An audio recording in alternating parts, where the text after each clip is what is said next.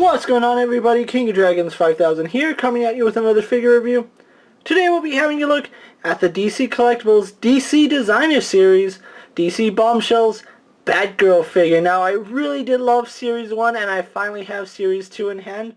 Today we'll be having a look at Batgirl, which I am so excited for this line. Really glad I have Batgirl in hand. You can see she does come with a couple of accessories, her goggles, her backpack, and a cape.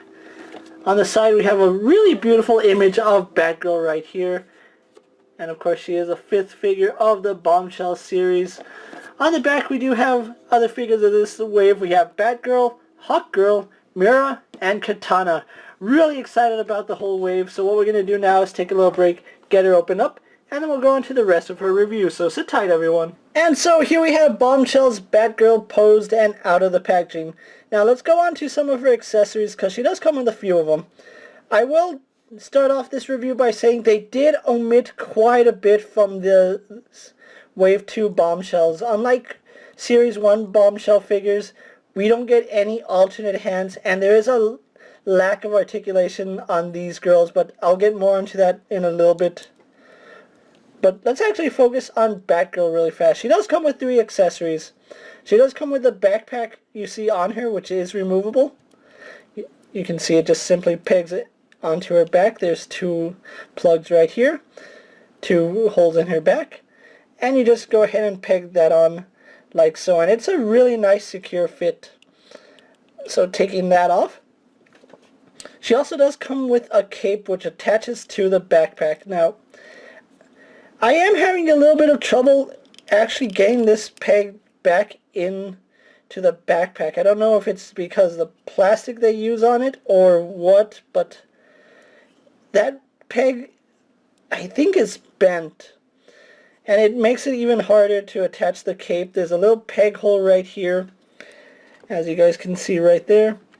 Little peg hole there. You just line it up like so, and then once it's lined up, you're supposed to be able to close this, and it's supposed to go in, but like I said, I do think that the peg is a little warped, and it doesn't give the best fit, but once it's in there, it's actually a really good fit, and it does look like a backpack with a cape coming out of it, and it's a really nice little detail I like on this figure. Batgirl's final accessory are her goggles. Now, I am a little scared that I might end up breaking these goggles just because they're made of a firm plastic. It's not too soft and it's not too tight, but it does raise a little bit of concern with these goggles, so do be careful putting them on. But you can see they go over her head nice and easy.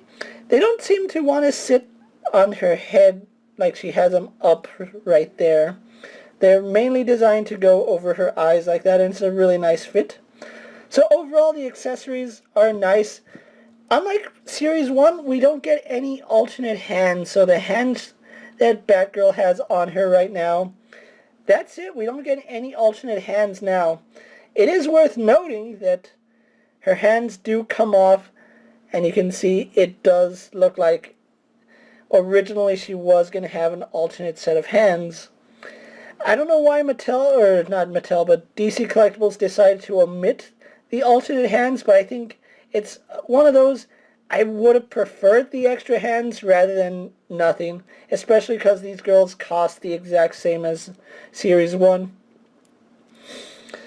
So before we go on to her articulation, let's actually go on to her details, because she has quite a bit of details on her, just like all the other Bombshell figures before her. Let's actually get a good look at her head first of all. It's a really cute head sculpt. Like, I think out of Series 2 she has the cutest head sculpt out of the bunch. You can see, I do think her head is a little too narrow, and it gives it this effect that her eyes are too close together.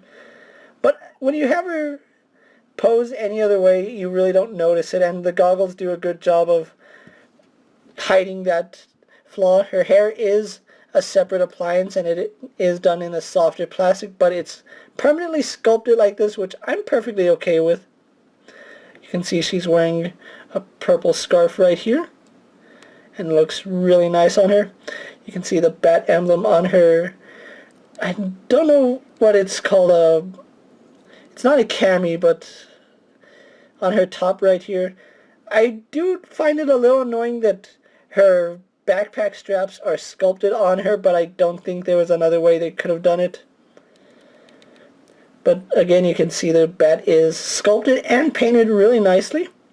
And then we also do get little bats around her top, so that's a really nice detail. She is sporting purple gloves right here. You can see her bat emblem is nicely painted. Her utility belt is this really nice yellow color with some black and silver for the buttons. And then she has the straps right here. Almost like a harness. I really do like that effect. You can see that it's really nicely painted and there's a wash in the harness, so that's really nice. I do like that. We go on to her boots, and she has quite a bit of detail on her boots. You can see the black laces are painted. When my camera can focus. Black laces are painted, and then there's some silver accent for the lace loops. We get that bat emblem right here. And we have a darker yellow right here. And then she does have heeled shoes, so you can imagine it is a little bit of a hassle getting her to stand, but once you find that sweet spot, she's not going to be going anywhere, and she stands perfectly fine. So let's actually move on to her articulation. Now this is another part where they did omit some articulation on Series 2, and like I said, I'll explain more on that as I go through. For starters, she does have a ball jointed head, and it works really well on Batgirl. You can see she can look up. Can't really look down too much, but it's not a big issue. She can tilt her head side to side, as well as turn left and right. Her arms are on a ball hinge. They do go out to about that far. They go back in. Do a full 360, although it's a little stiff on mine. She has a bicep swivel. Double jointed in the elbow, and it works really well. You can see she can almost touch her shoulder. She does spin and hinge at the wrist, so that no problem there. Getting her arm straight again. She also does have a mid-torso joint, which works really well. It leans forward, back, side to side, as well as some swivel, so that's really nice. That diaphragm joint works really, really well. Probably one of the best I've seen on a figure to date. She also does have a hinge right here in her lower torso, which works really well, and using both joints, you can see you can get her leaning forward quite a bit. Now, she does not have the drop-down hinge that Series 1 of the Bombshells have, so her joints are actually fixed.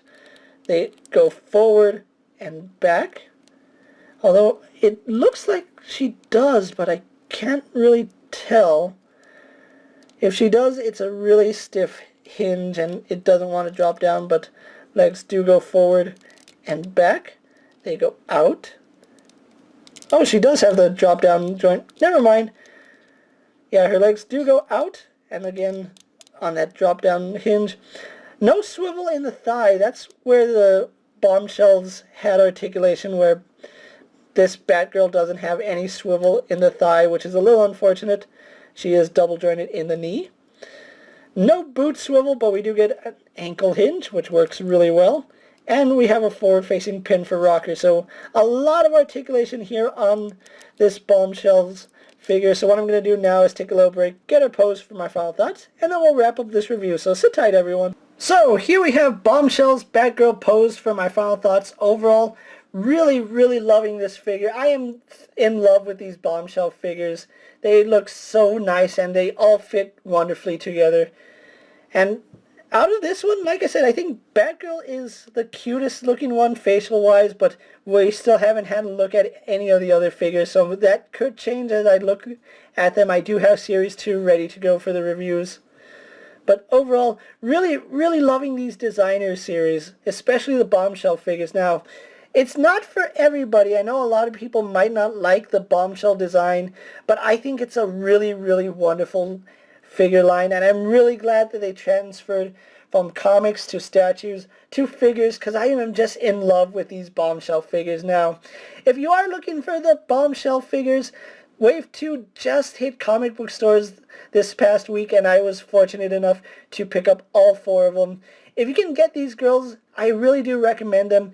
All the articulation is nice. It does kind of suck that we don't get as many hands with them, but the hands we do have fit the purpose, and I'm perfectly okay with that. And Designer Series Bombshells Batgirl here is a must-have for any DC Collectibles fan, including myself. If you haven't already picked her up, check your local comic book stores. She should be available on Big Bad Toy Store soon.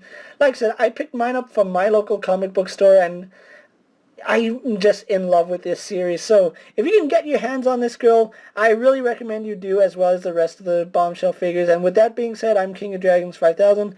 Don't forget to like this video, leave a comment, subscribe to my channel. Go check out all my other action figure reviews, as well as all my Bombshell reviews that are also up.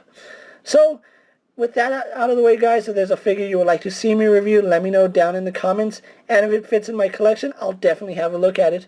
Until next time, guys, I'll see you later. Take care, everyone.